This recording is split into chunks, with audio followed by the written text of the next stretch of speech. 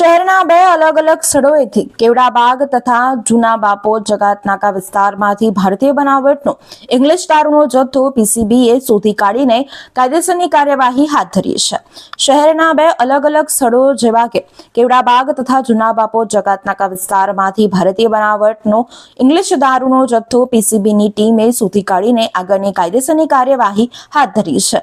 પ્રથમ બનાવમાં નવાપુરા વિસ્તારમાં આવેલા કેવડાબાગની બાજુમાં કેદારનાથ રેસિડેન્સીના ચોથા માળે આવેલા મકાન નંબર 401માં રહેતા નયન રાકેશભાઈ કહાર નાઓએ પોતાના ઘરે દારૂનો જથ્થો લાવેલ હોવાની બાતમીના આધારે પીસીબીએ રેડ કરીને ₹81,600 ભારતીય બનાવટનો ઇંગ્લિશ દારૂ, એક મોબાઈલ ફોન કિંમત ₹25,000 મળી કુલ ₹1,06,600 મુદ્દામાલ સાથે નયનભાઈ રાકેશભાઈ કહારને ઝડપી પાડ્યો હતો।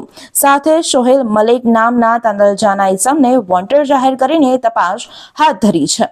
બીજા બનાવમાં શહેરના જૂના બાપોદ જગાતનાકા વિસ્તારમાં આવેલ જય અંબે નગર સામેના માજીબા નગરના મકાન નંબર 32માં રહેતા અશોક ઉદયલાલ ખટીકના ઘરેથી ભારતીય બનાવટના ઇંગ્લિશ દારૂનો જથ્થો કિંમત ₹45,600, મોબાઈલ ફોન કિંમત ₹10,000 મળી કુલ ₹55,600 મુદ્દામાલ સાથે અશોક ઉદયલાલ ખટીકની અટકાયત કરી તેના વિરુદ્ધ કાયદેસરની કાર્યવાહી હાથ ધરવામાં આવી છે।